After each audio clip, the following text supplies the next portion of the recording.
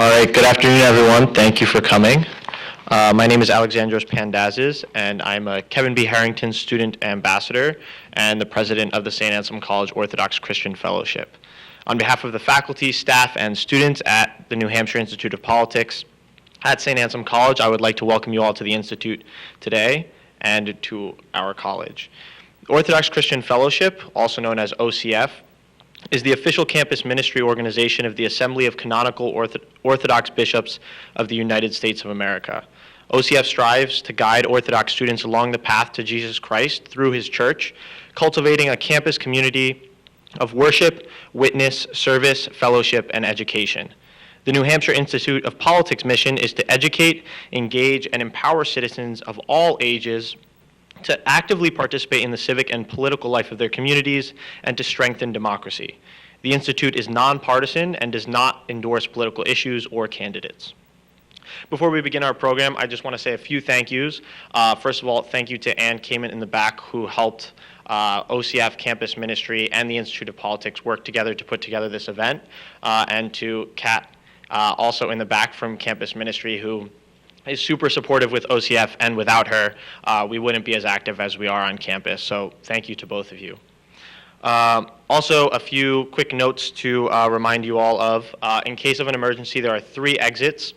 One in the back of the room over there, another one in those main doors you came from, and then another in that door all the way in the corner. After the presentation and Dr. Papanicolaou's remarks, there will be a brief period for questions and answers. 2 students will be standing on either side of the room with microphones, so if you have questions, just get up and walk over to the microphone and ask away. Lastly, please turn off your cell phones or any other devices that might make some noise. Today's speaker, Dr. Aristotle Papanicolaou, is a professor of theology at Fordham University, where he earned his undergraduate degree in theology. He earned his Master's of Divinity at Holy Cross Greek Orthodox School of Theology in Brookline, Massachusetts, and his PhD in theology from the University of Chicago. He is a senior fellow at the Emory University Center for the Study of Law and Religion, the Archbishop Dimitrios Chair in Orthodox Theology and Culture, and the co-founder and director of the Orthodox Christian Studies Center at Fordham University. Throughout the year, the Orthodox Christian Studies Center puts out a variety of publications, including Public Orthodoxy, the Journal of Orthodox Christian Studies, the Orthodox Christianity and Contemporary Thought book series, and the Christian Arabic Texts in Translation book series. Dr. Papanicolaou has also written and edited several books of his own, including the book The Mystical as Political, and he is a co-editor of the award-winning Christianity, Democracy, and the Shadow of Constantine. So without further ado, Dr. Papanicolaou.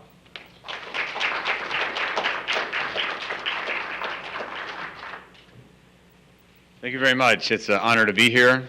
Even though I know my picture won't go up on the wall, I'm still very happy to. It's really it's really quite intimidating just to kind of look around and see how many very important people and the role that the Institute has played in terms of contemporary politics. But I'm happy to speak with you a little bit about maybe something that doesn't seem quite relevant to American politics, but is actually is and has some geopolitical significance. It highlights a little bit the role of religion, I think, in public life, in politics, in ways that might be a little bit surprising. And after, it's a little bit, we just had a seminar on human rights and orthodoxy at Fordham University that our center sponsored, and we had some journalists there.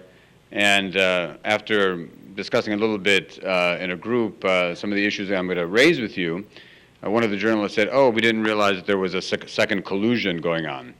Anyway, all that will be, in fact, a couple of the journalists actually written a couple of pieces, and maybe I can give the names to Alexandros, and he can maybe disseminate to some of you who are here.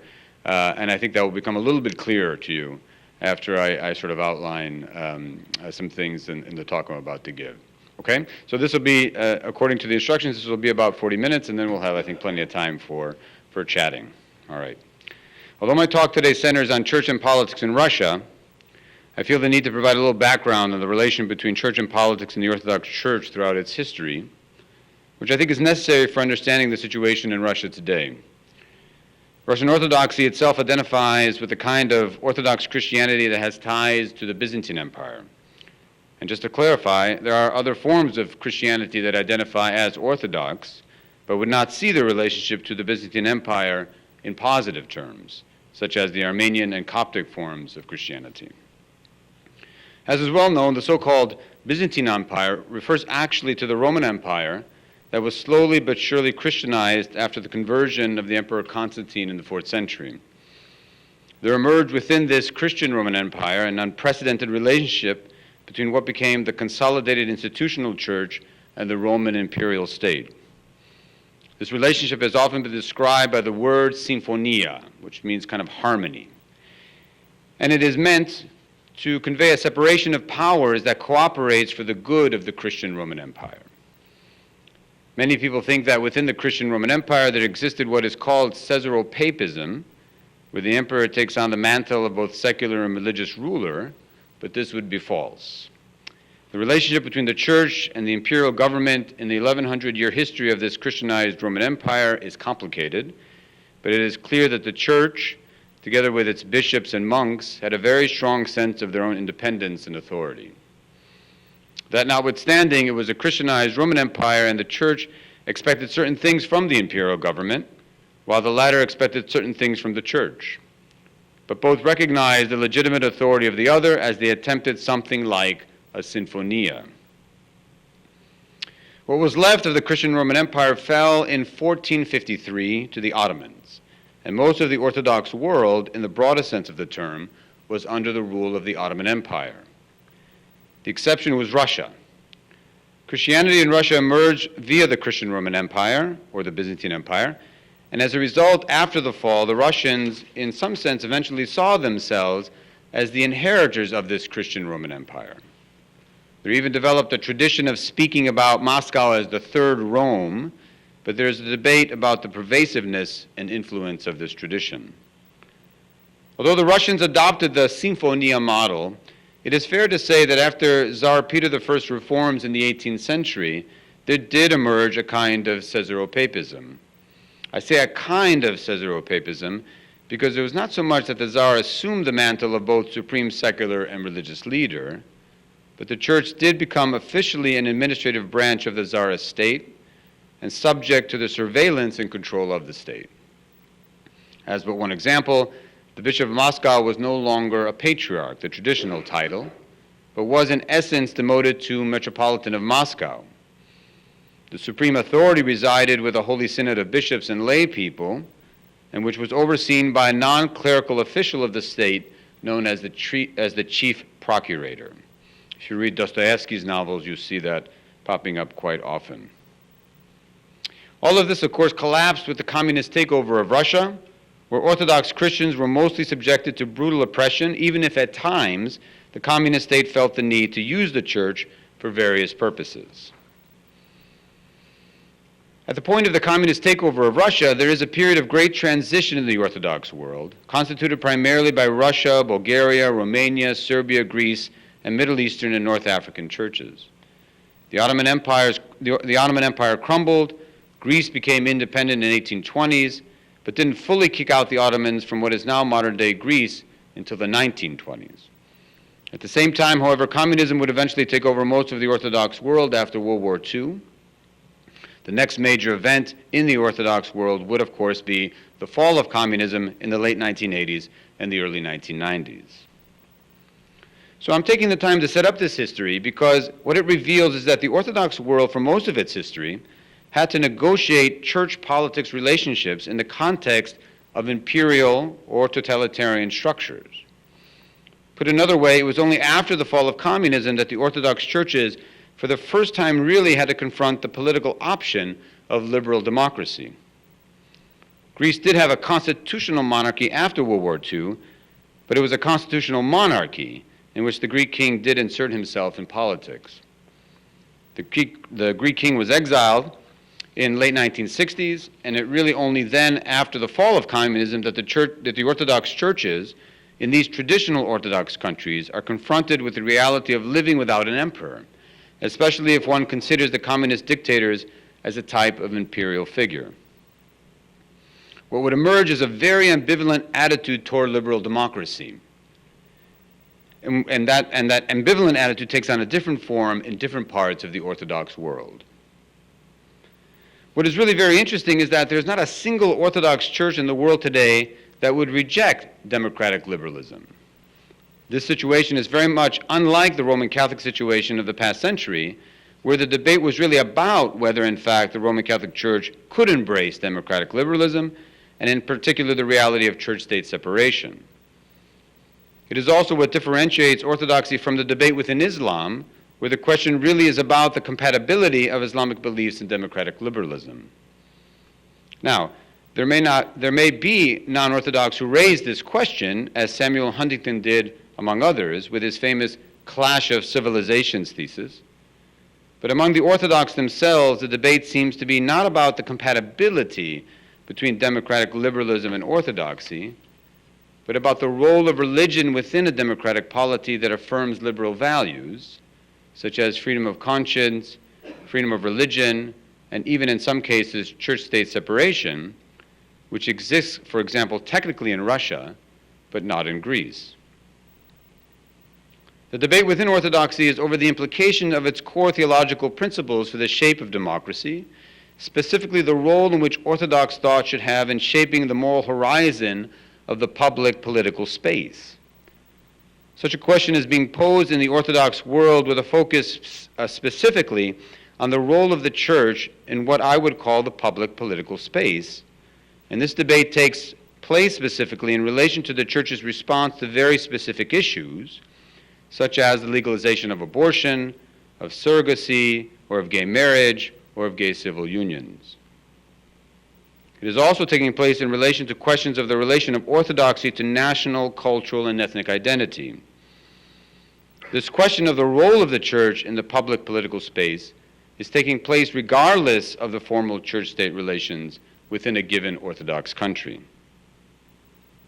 To understand fully the Orthodox debate about the role of religion in public life, we must also be aware of how this debate intersects with another trajectory within post-communist Orthodox countries in particular, and this is the effort to reestablish the cultural, ethnic, nationalistic, and to some extent political influence of Orthodoxy in these Eastern European countries. After the fall of communism, it was not very clear what would happen to religion in the traditional Orthodox countries. It did not take long, however, to quickly discern that the institutional Orthodox churches experienced a new independence, though it would take time to determine whether the historic role of Orthodox Christianity within these countries would be integrated as part of the national and cultural identity, or whether communist, secularist as atheist ideology would have a long-lasting effect on the self-understanding of future generations as Russian, Serbian, Romanian, Georgian, etc. One thing is clear. The institutional Orthodox churches were determined to reconnect the link between national and religious identity through multiple, mostly non-coordinated strategies. In Russia, this reconnection of religious and national identity seems to have been accomplished as a Pew Research Center analysis of data from the International Social Survey Program indicates that in 2008, 72% of Russian adults identify as Orthodox Christians, up from 32% in 1991, while only 7% attend religious services once a month. Similar patterns exist in Belarus, Romania, Serbia, and Bulgaria. In fact, these 5 countries, together with China, have recorded the largest increase in religious affiliation. In Russia in particular, after the fall of communism, the church politics situation was very much in flux. There seems to be little doubt that in the early part of the 1990s there was a revival of the church, an experience of freedom, and an opening toward liberalism in the form of freedom of expression, conscience, practice, etc. In the church itself, Sergei Shapnin, the former editor of the Journal of the Moscow Patriarchate, who was actually fired from his position in 2015, speaks about the 1990s as Church Revival 1.0, where the emphasis was on catechism and pastoral approaches to rebuilding the parish life. However, during this period, Christian missionaries would flood into Russia, and this influx of Protestant missionaries would influence the Russian Orthodox Church's attitude towards its own role within Russian society, as well as deepen an already present suspicion of the West. As but one example, between 1992 and 97, missionaries from Campus Crusade worked to develop a Christian ethics curriculum to be taught in the schools of Russia, which the Russian Orthodox Church approved, but it was a pretext to missionize Russian children toward Protestant evangelical Christianity. As a result of this influx of missionary activity from primarily the Christian Protestant West, the Church put its weight behind the 1997 Russian law on freedom of conscience and religious association. The law divided various religions into categories of religious organizations, which consists of Russian Orthodoxy, Judaism, Islam, and Buddhism, and then another category of groups, which consists of Roman Catholics, Mormons, Baptists, Lutherans, Pentecostals, Presbyterians, and apportioned rights and privileges in accordance with a particular category. Its goal was primarily to make it very difficult to legally exist and conduct activities within Russia. The Russian Orthodox Church, of course, supported it, and in hindsight, it was the first real victory in its efforts to slowly reestablish itself as a cultural and political force within Russia. At the time, however, it did not necessarily signal that the Church was highly influential within Russian politics. According to Irina Popkova in her book, The Orthodox Church in Russian Politics, there has been little discernible evidence that the Russian Orthodox Church had any measurable influence on legislative initiatives passed in the Duma. And in fact, Popkova has a point. Even though the law on freedom of conscience and religious association had the backing of the Church, it certainly was not the case that it was passed because of this reason.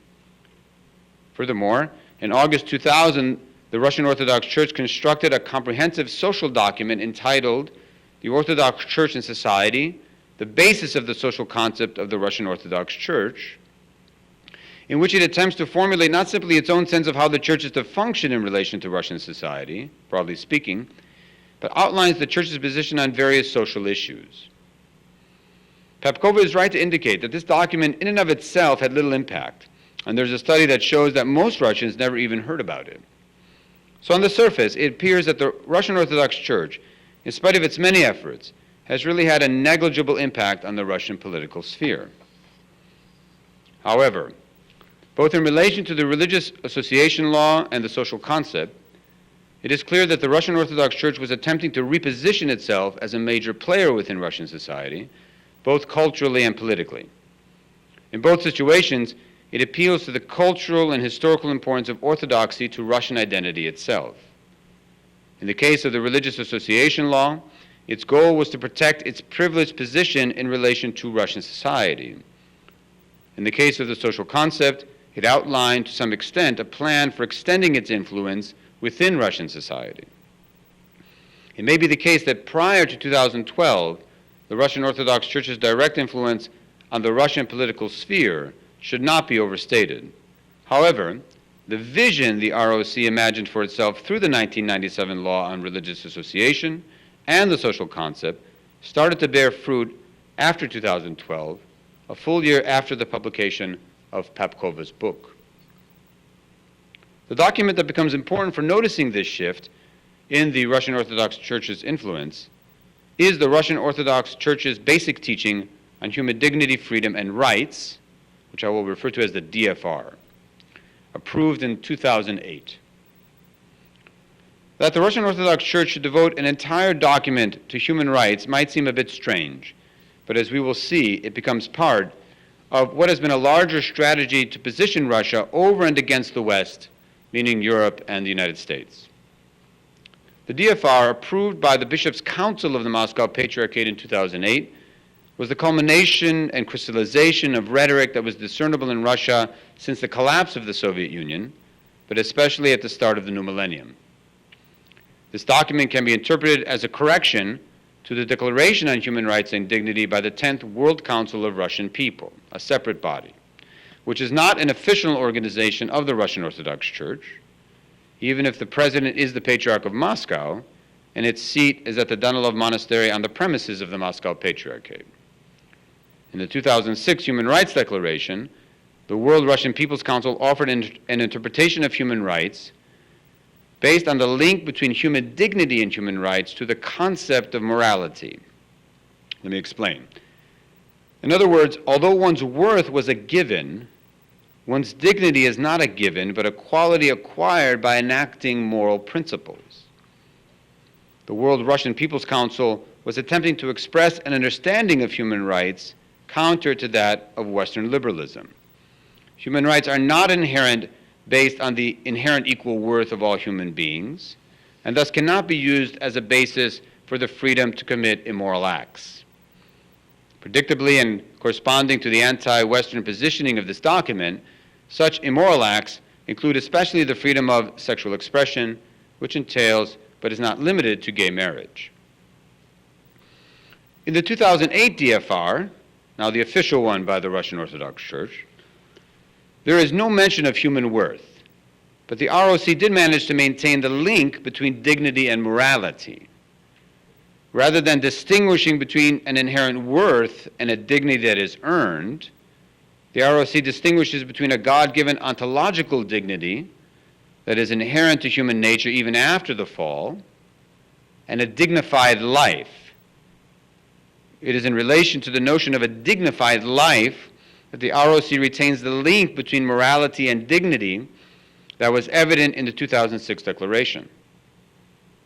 What the ROC is attempting to convey is that by virtue of creation, all human beings are given by God an inherent dignity, but as a result of the fall and of sin, this dignity has become distorted, darkened to the point of indiscernibility, resulting in human indignity, as well as in the derogation and humiliation of one's own dignity and that of others. And there I was using expressions from the translation of this document.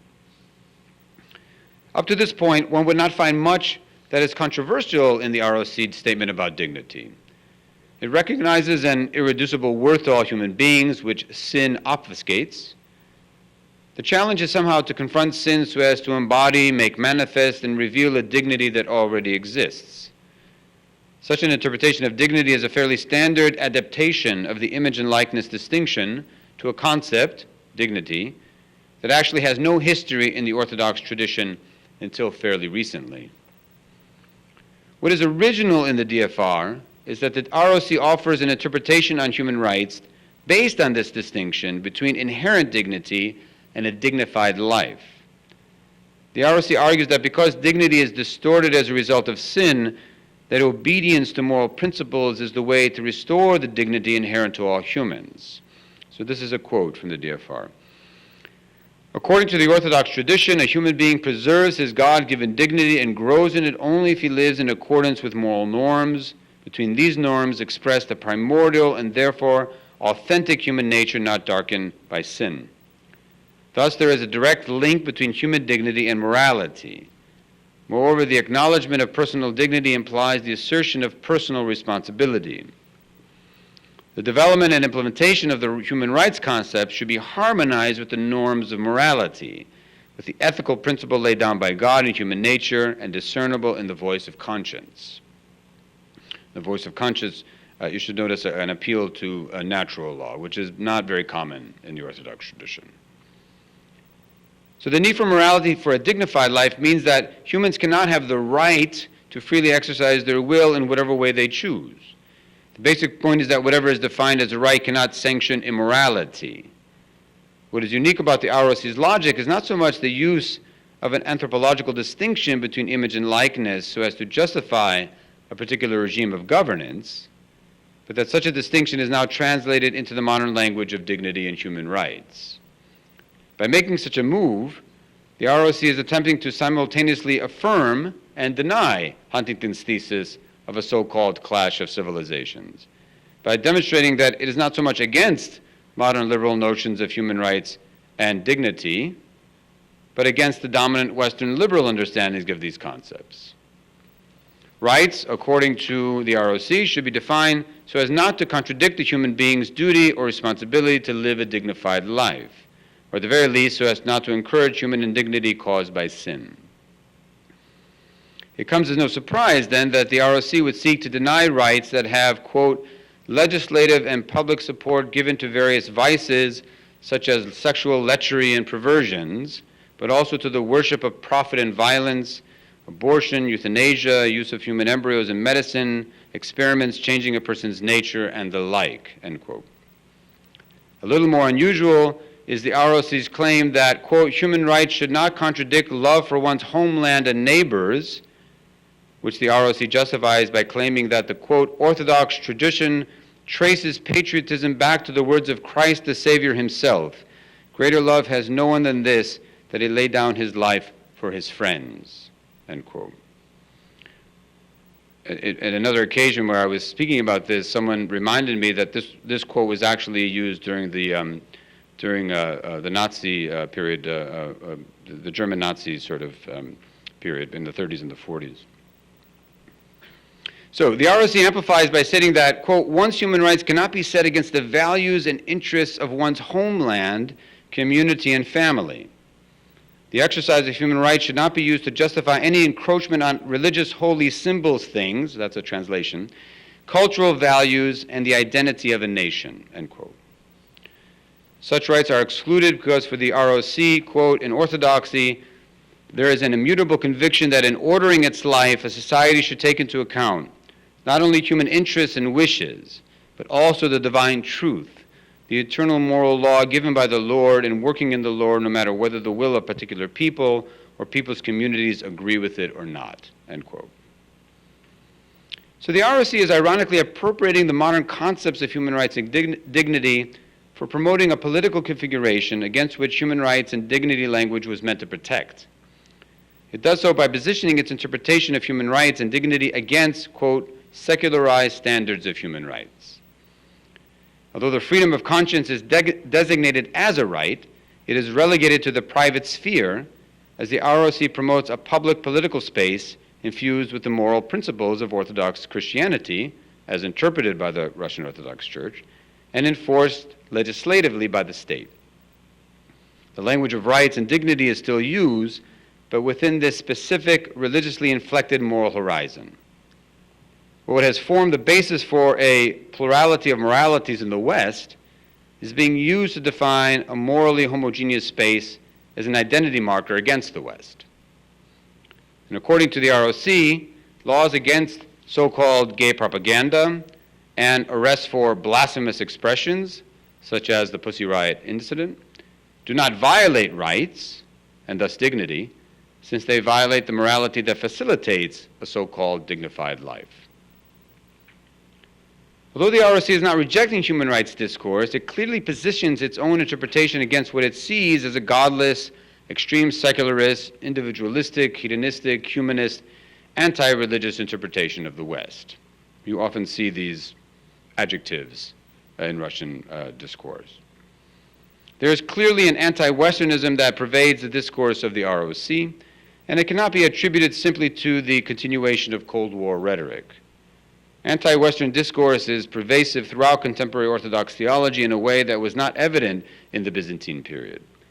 The ROC rhetoric against the godless, secularist, humanist, hedonistic understanding of human rights discourse in the West cannot be rendered intelligible as simply being co-opted into the broader geopolitical struggle between Russia and Western Europe, the United States. The ROC's anti-Westernism is part of a broader Orthodox self-identification against the Catholic Protestant West. In the end, if the West is currently godless, individualistic, atheistic, and hedonistic, then that should be attributed to the inevitable theological mistakes of the Catholics and the Protestants. Again, this is how they think, not how I think. Long before such a view of modern Western history was popularized within the academy by theologians like John Milbank or the Greek theologians like John Romanidis and Christos Yanida, they were advancing such an understanding of the modern West as early as the 1970s. What we see emerging, however, in the ROC document is the construction of a new West, which is the West of atheistic secular liberalism. And it is the construction of this new West that, as we shall see, gets the attention of Vladimir Putin. It is very tempting to brush off the ROC's analysis of human rights as laughable, and it would be if it did not constitute the preamble of a fusion of minds between the ROC and Putin, especially the Putin of the third presidential term after 2012. The first sign of this fusion starts to occur when there was a serious attempt by the Russian government to undermine the universality of human rights language. Long before the Russian government took aim at the universality of human rights language, Patriarch Kirill was already attacking Western liberalism.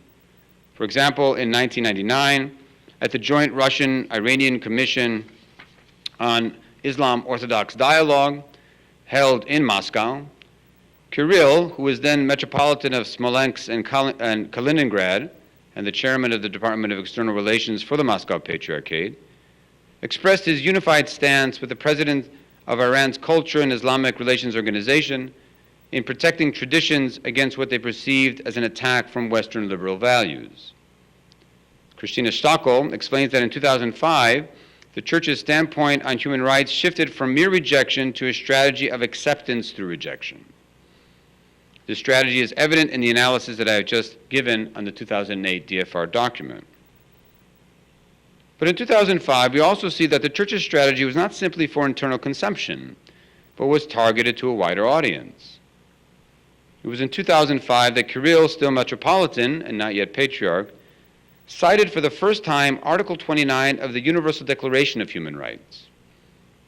Article 29 states, in part, 1, quote, everyone has duties to the community in which alone the free and full development of his personality is possible.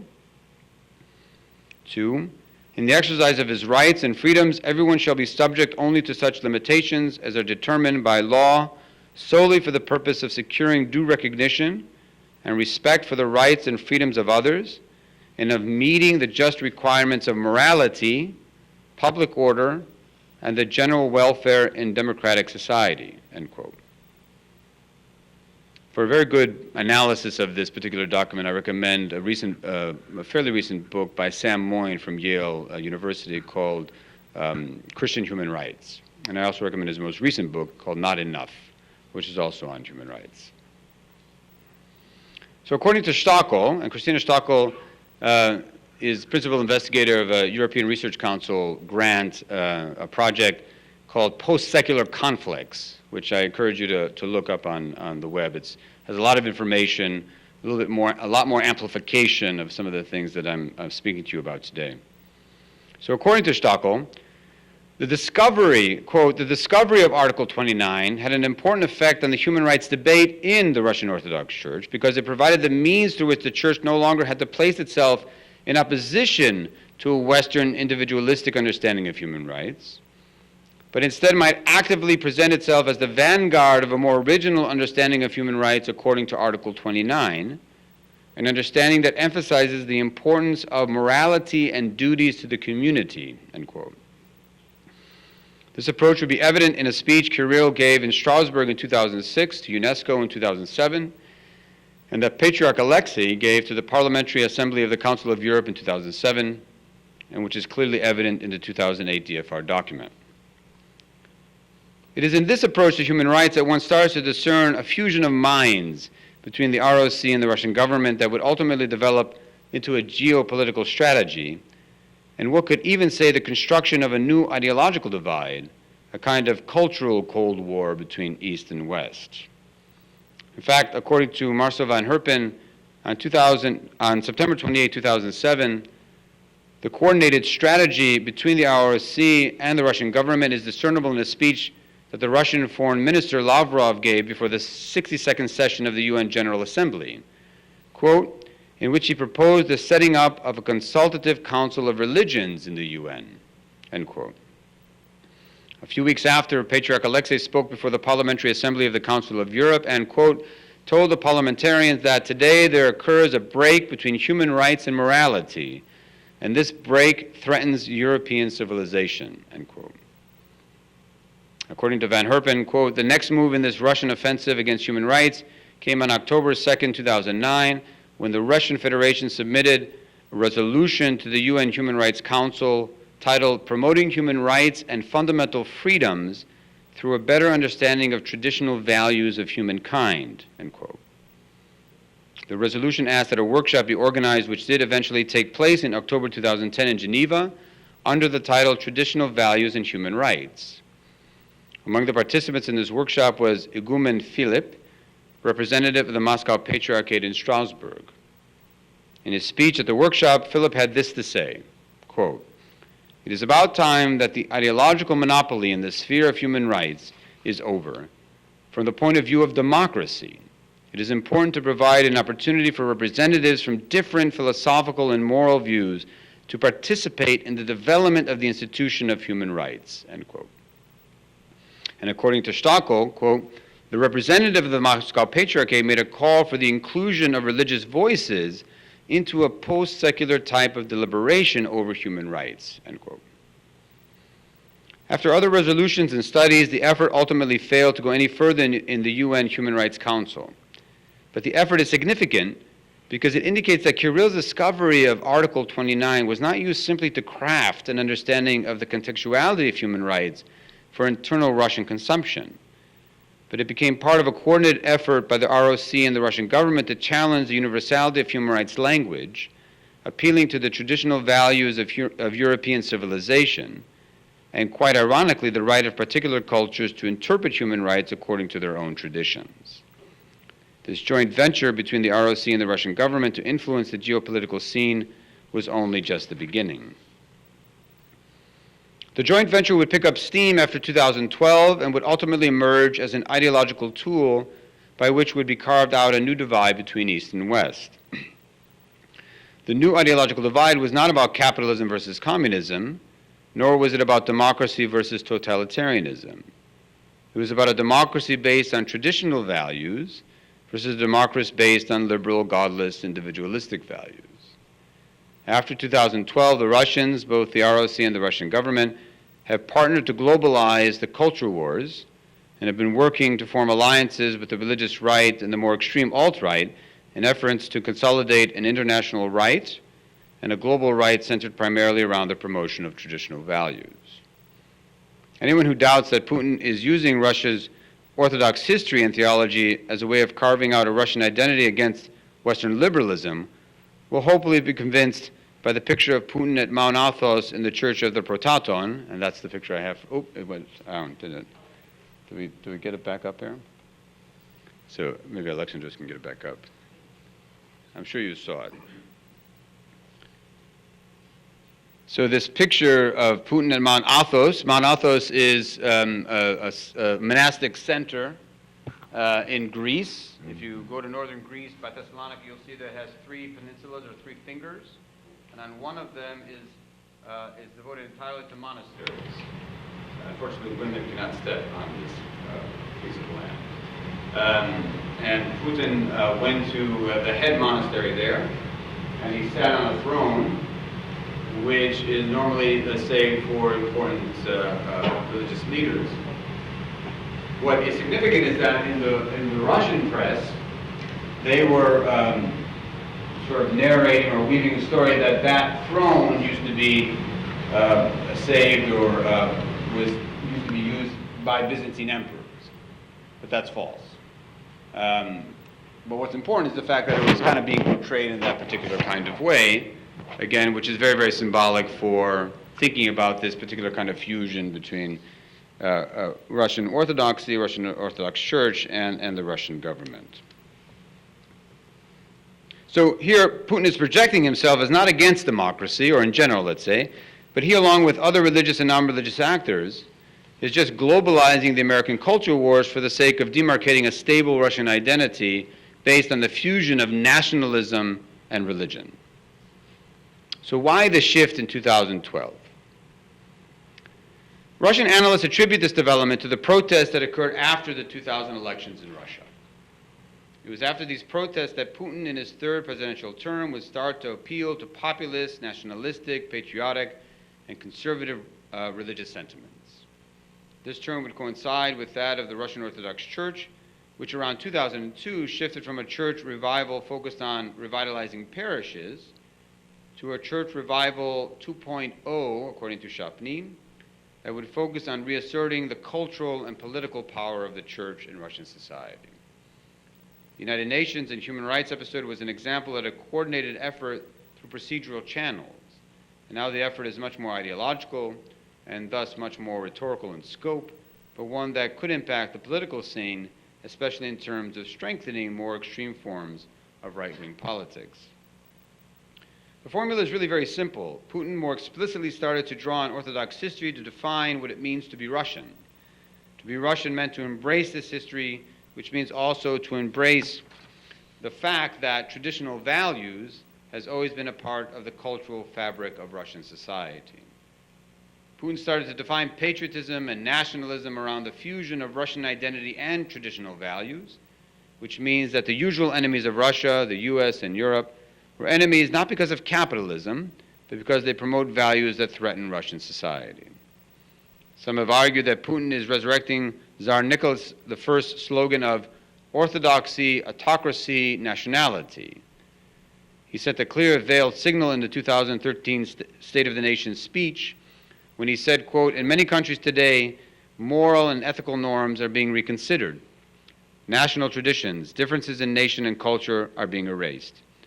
They're now requiring not only the proper acknowledgement of freedom of conscience, political views, and private life, but also the mandatory acknowledgement of the equality of good and evil, which are inherently contradictory concepts," end quote. In theological language, what we have is a political apophaticism, defining Russian over and against what it is not, which is, of course, the West in all its decadence. This defining of Russian identity, nationalism, and patriotism in terms of traditional values can be seen in the types of legislation that have been passed since 2012. The most notorious in my mind is the 2013 anti-gay propaganda law, which purportedly protects children from information advocating for a denial of traditional family values. Also in 2013, the Dima Yakovlev law bans U.S. citizens from adoption of Russian children, and many think that this law was passed to prevent gay couples in U.S. from adopting Russian children. Also in 2013, a law was passed criminalizing insult to religious believers, which is hardly surprising given the Pussy Riot incident of 2012, and which corresponds with the ROC's rhetoric that rights do not entail blaspheming. The latest in the series of traditional values laws that were passed is fairly recent and was just signed into law by Putin. It is dubbed the slapping law, and it decriminalizes first offenders of domestic abuse that does not result in serious injury. Although all of the laws had the support of the ROC, in the slapping law, the ROC had a direct influence on the final shape of this law. Initially, the law was meant to decriminalize battery, but domestic abuse was exempted. The ROC fought to eliminate this exemption. According to Lena Zazulin, the opposition was led by the Moscow Patriarchate's Commission on the Question of the Family, Protection of Motherhood and Children, which critiqued the, quote, uncritical, thoughtless copying and use by certain clergy and laity of the concepts, terms, and understandings that are far from neutral and have anti-family and anti-Christian ideological roots and directions, such as family violence or domestic violence, gender, etc., end of quote. So the promotion of so-called traditional values against Western liberalism goes beyond freedom of expression, blasphemy, for example, or basic rights protecting sexual minorities. It even extends to domestic violence. Basically, if the West says it's wrong, it has something to do with the family, religion, or sex, we say it's right. I have not mentioned abortion, and Russia has one of the highest rates in the world, but there are signs that laws restricting abortion are next on the traditional values legislative agenda, building on a law that was passed in 2011.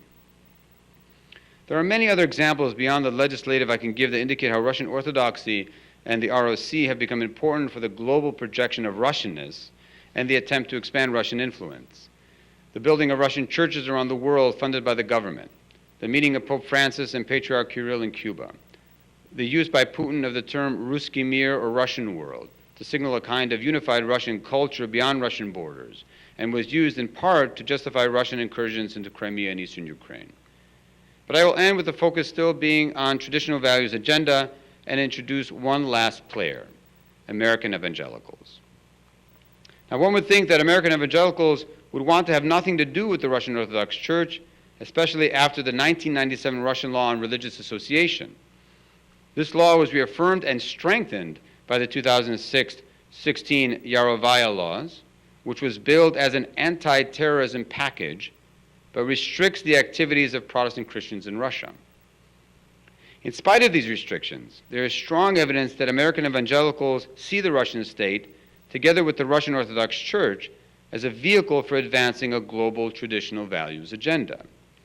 And Russians see an alliance with evangelicals as useful for strengthening an international political right that could disrupt the status quo in Europe and the US, and also project Russian influence globally.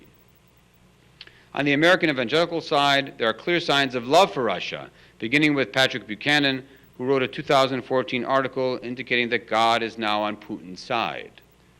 Specifically, Buchanan said that, quote, "In the cultural war for the future of mankind, Putin is planting Russia's flag firmly on the side of traditional Christianity." Franklin Graham has not been shy about his own praise for Putin, lauding him for protecting traditional Christianity while chastising Obama for permitting atheism. Patriarch Kirill returned the favor and called Graham a confessor of the faith.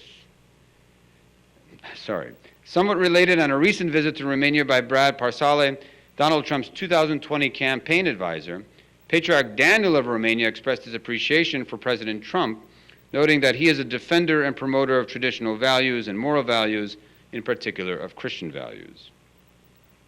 The anti-LGBTQ activist Paul Cameron spoke to the Russian State Duma in October 2013, quote, "to thank the Russian people, the State Duma, and President Putin in the name of the entire Christian world," end quote. The World Congress of Families managing director, Larry Jacobs, praised Russians as the Christian saviors of the world, adding, quote, "I think Russia is the hope for the world right now," end quote. The World Congress of Family also listed Russia's emergence as a pro-family leader as one of the 10 best trends of 2013. According to Christopher Stroop, it is little known that the World Congress of Families was the brainchild of Anatoly Antonov and Viktor Medkov, a pair of sociology professors at Lomonosov Moscow State University, and Alan Carlson, WCF's current president emeritus in 2005. The WCF was to have its conference in September 2014 in Moscow, but the Russian invasion into Crimea and the placing of Russian WCF financial supporters on U.S. sanctions, it kind of spooked WCF officials. An unofficial conference took place in October 2014 with the backing of the WCF, but in Utah in 2015 at the WCF conference, the Russian Patriarchate representatives were present, including Alexei Komov, WCF's regional representative for Russia and the Commonwealth of Independent States, and a member of the Russian Orthodox Church's Patriarchal Commission of the Family and the Protection of Motherhood and Childhood. According to Stroop, he argued that since Russians and Eastern Europeans had already survived an era of anti-religious persecution, they were now prepared to help our brothers in the West in their struggle against the new totalitarianism of political correctness and sexual revolution. Stroop adds that, quote, "Russia is taking on the mantle of leadership of global social conservatism. That conference gave Russia the chance to say, we're the leaders here, and people have responded to that and followed along," end quote. These links then between American evangelicals and Russian ROC representatives, Russian oligarchs, and even representatives of the Russian government are not insignificant. They are further evidence of Russia's broader strategy to emerge as the champion of traditional values, to strengthen the various forms of right-wing political parties and movements, and to extend its influence not so much through hard power, but through soft power mechanisms.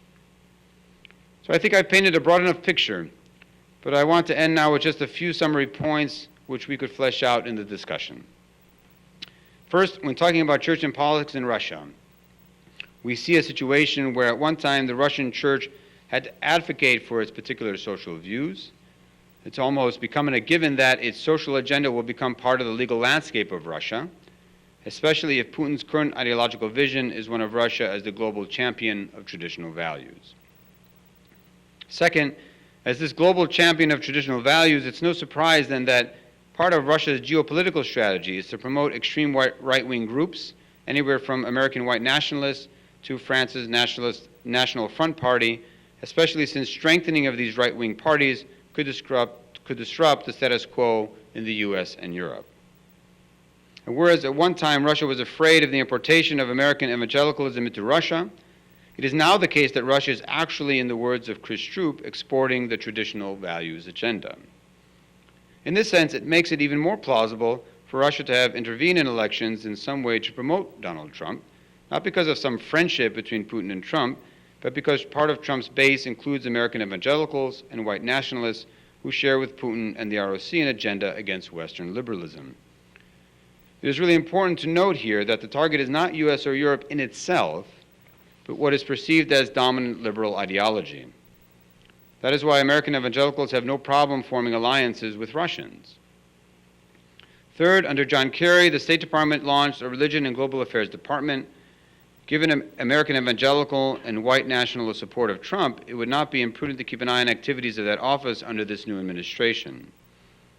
And finally, all that's happening in Russia and its global political implications should indicate the need for taking religion seriously when it comes to international affairs. But religion should not be taken seriously simply for the sake of understanding what's going on. Insofar as there is a particular theology undergirding the Russian Orthodox Church's own vision for its role in Russian society, and insofar as the Russian government for the moment is drawing on that vision for its own vision of Russianness and Russia's role in the world, then to simply argue that religion should have nothing to do with politics, as some liberals are likely to do, is an inadequate response. Needed are theological responses. If the ROC is carving out a vision based on bad theology, then what's needed is a response on their own terms. Bad theology is only countered by good theology. Saying that theology doesn't count in certain settings only fuels the very ideological agenda taking shape in Russia. Thank you.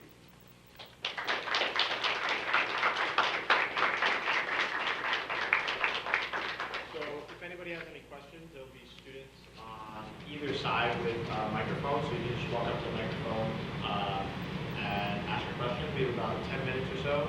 So yeah.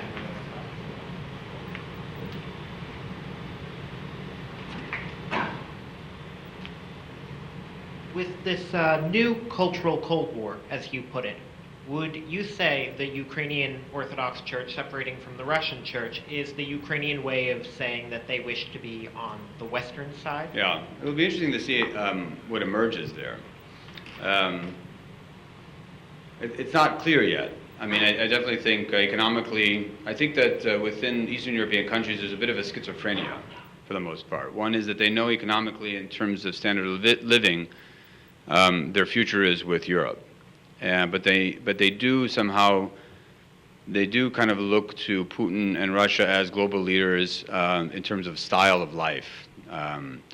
Now, that can absolutely be seen in terms of Romania, Serbia, Georgia, to some extent Greece. Greece is a little bit more complicated because Greece is even more schizophrenic in the sense that Greece is very proud of the fact that democracy, they're the birthplace of democracy. So they're, in one sense, they're always reminding Western Europe that you are who you are because of us, but because of the religious landscape that still runs a little deep in terms of people's sense of identity, there's always this sense of Orthodox versus Protestant Catholic West. So I don't know, to be honest with you. I'm not, self-identification against, the other, especially the other who's your enemy, is a very powerful form of identity, is a very powerful means of identity formation. And it could very well be the case that if Russia is taking the lead on these traditional values in a certain kind of way, that Ukrainians may, in fact, institute, other kinds of laws or project themselves in different kinds of ways as well. I don't know, but time will tell. Thank you. I had sort of a two-part question.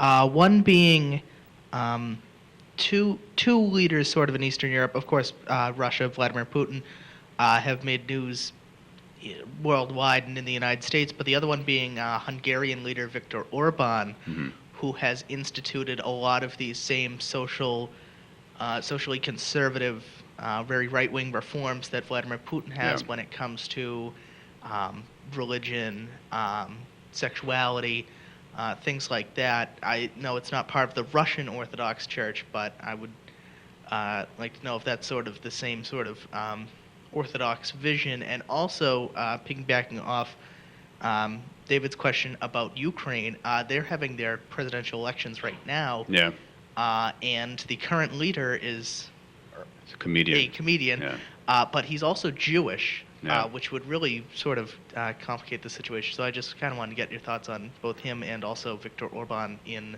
Hungary. Right. I would say, even within Western Europe, I mean, I think that I think that I want to be careful. I mean, that certain faces of religion and even Christianity, let's say, have been sort of the primary faces, let's say, when certain kinds of issues, especially in the past 10 or 15 years, issues related to sexual minorities in a variety of ways, either through discrimination or through legal unions.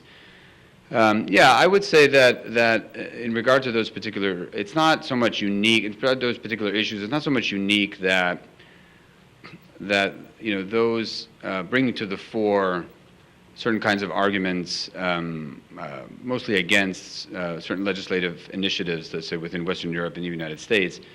It's not necessarily unique to Russia or American evangelicals that somehow they've been the face, they've sort of projected themselves in this particular kind of way. I think what's unique, though, in the sort of Russian and American evangelical, and I think is also somewhat catching on in other ways, is the way in which they're co-opting the language of human rights and dignity to kind of promote a more particularist understanding of human rights and dignity. And there's a lot of strange alliances going on here in this political moment that I think are actually somewhat relevant to this institute, to American politics, to even the phenomenon of Trump. I think that, so for example, this critique of kind of Western secularism and Western liberal rights language as being somewhat imperialistic and is even sort of shaping geopolitics in a way that is not necessarily helpful in ways that it becomes, in the way, for example, in terms of the way it shapes UN foreign policy or even European foreign policy. This particular critique is even starting to occur within, from the side of Western academics. And so there's this kind of weird, strange alliance, one could maybe call it a postmodern moment. There's this strange alliance between kind of religious conservatives and these very, very atheistic, I wouldn't call them anti-religious necessarily, but very atheistic, I wouldn't even call them secular because they don't identify as secular, but Western academics. And so there's this sort of kind of strange convergence of critique, one could call it, has, I think, allowed the space for a way of thinking about human rights language as somehow being this Western product and not being as universalistic as it claims to be, and then this space for more particular traditional kinds of interpretations of human rights. So at the same time, you see a kind of co-optation, right? No, we like this new Enlightenment modern moment, and we're going to use this language. It's the kind of lingua franca of geopolitics, but we're just going to make a claim that the way it's presently framed, and especially in allowing certain kinds of legislative initiatives, mostly around legislation around sexual minorities, that somehow we are going to start arguing that we have the right, ironically, to kind of interpret human rights in our own way, in our own particular traditional way. So it's kind of a strange moment to some extent, and I think that the other strange moment is that alt-right political groups are also now starting to sort of move in this sphere. But that's also very strange, too, because alt-right groups in the United States have been mostly racist, mostly about race. But they're starting to kind of, I think they're starting to expand their repertoire a little bit. And I could have given also examples of alt-right leaders giving praise for Putin and seeing him as a global leader, and, So this, again, a very strange, this kind of like America versus Russia thing, but Americans praising Putin for some kind of American outcome or American goal or some kind of, for the sake of some kind of Americanness, right? And I also think in Western Europe, there, whether the alt-right cares about religion, whether they care about, issues related to sexual minorities or not, there's evidence that they don't. At the same time, however, I do think they might be expanding their repertoire rhetorically as a way of positioning themselves against, what's being framed as a kind of totalitarian liberal ideology. Thank you. This was a really interesting talk, and you talked about kind of this new way of seeing human rights, giving the possibility of reframing certain moral issues. At the same time that they're doing this, Russia is, of course, a signatory to a lot of human rights conventions, and they're also a member of the Council of Europe, which has its own court of human rights, which actually does have jurisdiction in Russia. So is there any implication, do you see, for Russia's involvement in those bodies, whether it be UN bodies or the Council of Europe, and are there any other reciprocal effects of those on the Russian situation? So I think, again, I mean, it's two things. One is that they're definitely still, they're not sort of disavowing their participation within the types of structures that you're talking about. And in fact, what's really interesting, and this kind of went under the radar, I think the UN Court of Human Rights, the EU Court of Human Rights, I think actually just issued a judgment in favor of the Pussy Riot, some of the Pussy Riot participants, and some kind of compensation, some sort of monetary judgment. And actually, the Russian government didn't dispute it. Very quickly wrote the check. So that was very fascinating, actually. So that's a little bit of an indication too that this alliance that is sometimes formal, sometimes not so formal, between the Russian government and the Russian Orthodox Church is not necessarily rock solid. There's some evidence that in the Pussy Riot situation that the Russian Orthodox Church was really the one driving the bus in a way that the government didn't really want to go along, but that Kirill somehow took it really personally, that they basically mentioned him and all that other stuff. So they're still somewhat playing ball there, but they're clearly trying to influence the way in which things are starting to be framed within these courts and within the UN Human Rights Council. And so whether they'll succeed or not, I mean, the fact that those discussions are still occurring means that there is some traction, but what effect that traction will have long term remains to be seen. But right now, I think, if anything, rhetorically, they've sort of illuminated, I think, to some extent, a certain kind of geopolitical situation where Europe is still seen as kind of the economic hope for the world, although China now is starting to enter the scene a lot more, obviously. But that, there's still a lot of people in the world that want, that seem to react against what they see as a kind of, political liberal ideology. And I think what has fueled that has been the recent movement, which I would consider positive personally, on issues related to sexual minorities. So that seems to have accelerated something. So you talked about how orthodoxy doesn't traditionally align with the natural law theory. I was wondering what the differences between the Catholics and the Orthodox view on morality. You get different responses to this. I think that there is, in Christian thinkers, identified with this Orthodox East, many of whom are shared with the Catholic West. At that time, it wasn't really called East and West. It was really more identified by the language that was written in. So Latin, Greek, Syriac. You definitely see references to a kind of natural law, insight, intuition. You don't necessarily have a perhaps fully worked out relationship of faith and reason that one might see within the Catholic world from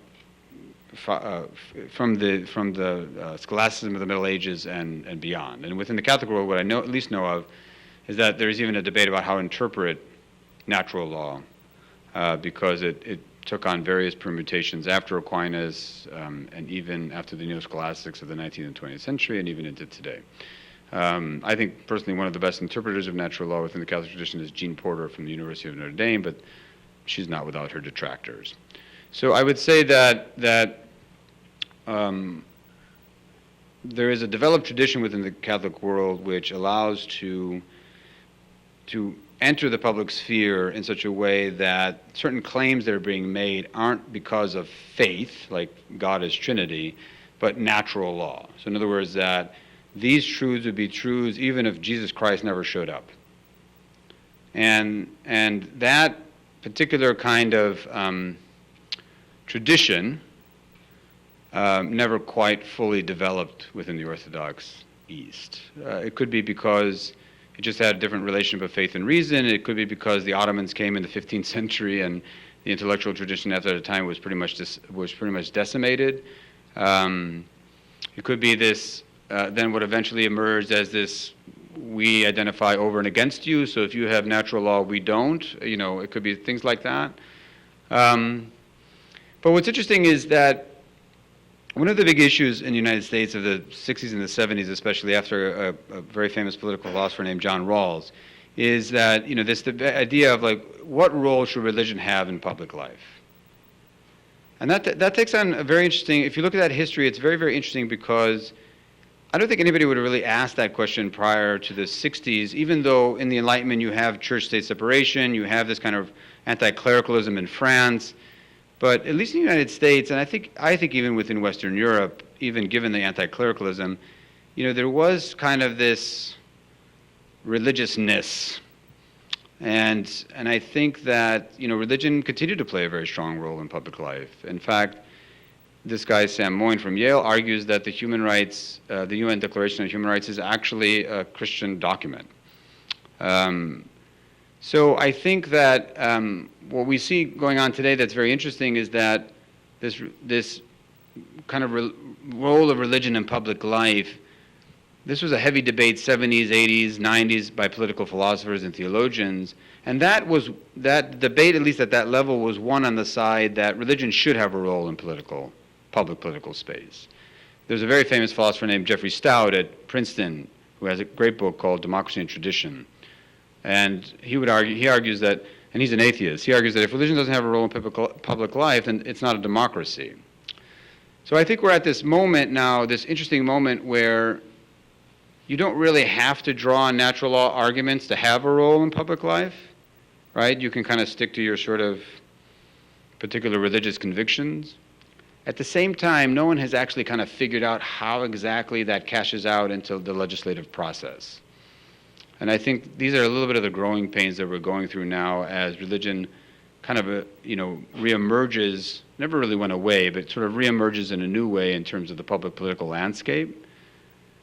And no one really knows for sure, you know, whether it will be one voice amongst many and how it will shape sort of, how it will shape sort of the legislative process in various places. I think it will be different in different places, right? I mean, I think in Russia, if there's a move towards homogeneity of Russian identity in terms of orthodoxy, it could very well be that, and if that Russianness has something to do with projecting, you know, what Russianness, if that sort of religion, ethnic kind of fusion has something to do with projecting what Russianness is, the role of religion in public life will take a particular kind of shape there.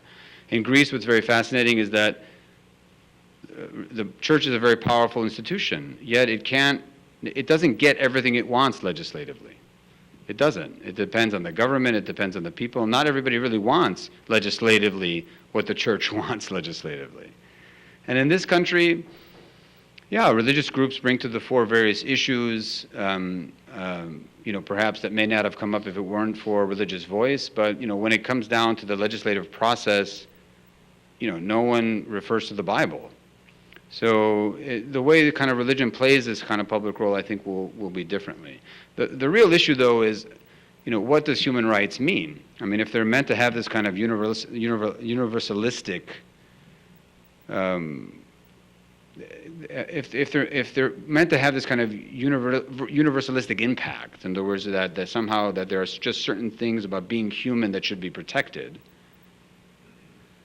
then the question becomes, how that can be articulated, and what are some of the, what exactly are some of the things that should be articulated in order to, what I would call, protect the irreducible uniqueness of being human. And that's actually where natural law might come back and have a certain kind of importance.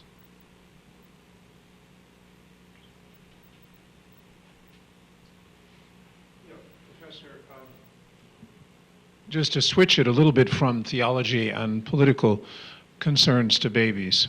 You're well aware of the demographic erosion in Western Europe, Catholic Europe, liberal Europe. How does the demographic erosion in Russia nuance what you're saying?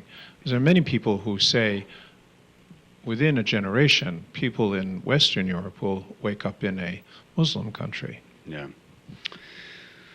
Russia's an interesting place. I mean, Putin has not made immigration an issue because Russia has actually a pretty sizable Muslim population. So it's very ironic that a lot of the alt-right groups actually kind of see him as this, as this global symbol of some of what they're hoping to, as this global symbol of some of their own kind of particular ideological, hopes, perhaps one might put it.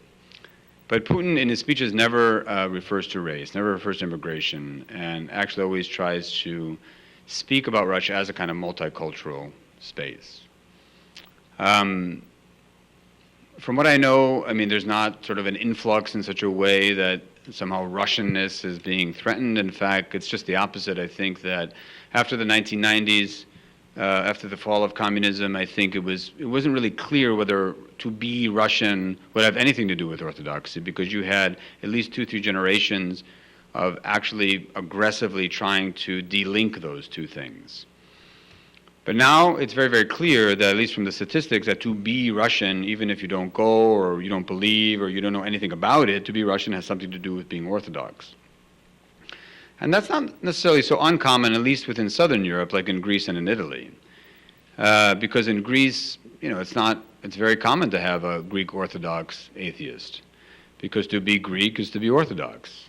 Yeah, it's not, I mean, in American mindset, that seems really strange, but it's not uncommon within Greece to have a Greek Orthodox say, I'm Orthodox, but will say, I don't believe in God. So, because this fusion of ethnicity and religion is very, very powerful and strong, let's say, within sort of the Orthodox mindset. I think within Western Europe, what has occurred, in parts of Western Europe, because I actually think in Italy, to be Italian is still to be Catholic.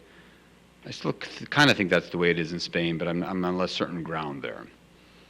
What's happened in the northern countries and in France especially, but especially in Britain, is that to be French or to be Dutch or to be, Norwegian is no longer immediately linked with being Lutheran or being Catholic or being Reformed or being whatever. So the real transformation I think that's occurred in Europe is this delinking of ethnic and religious identity. And I think even in the United States, that has kind of occurred, not in the sense that to be American meant to be a specific, although it did mean to be Protestant at one time. It did mean prior to the 60s that people always identified. To ask, like, what is your religion was not a strange question. And the whole spiritual but not religious thing would have been unintelligible prior to the 60s. So I think the big revolution is that somehow this sense of identity of being American, being French, although that happened earlier, being British, sort of delinked from this kind of religious identity. All this come back to your question in the sense that I don't know what immigration will do to Western Europe. I don't know if it will all of a sudden get people to relink, their Norwegian, Swedish, French, Dutch identity with a particular religious identity that's Christian. I don't know if it's going to further manifest, perhaps, Western Europe's sense of liberal democracy doesn't necessarily entail radical pluralism, because that's really the challenge of the day. The challenge of the day really is pluralism, right?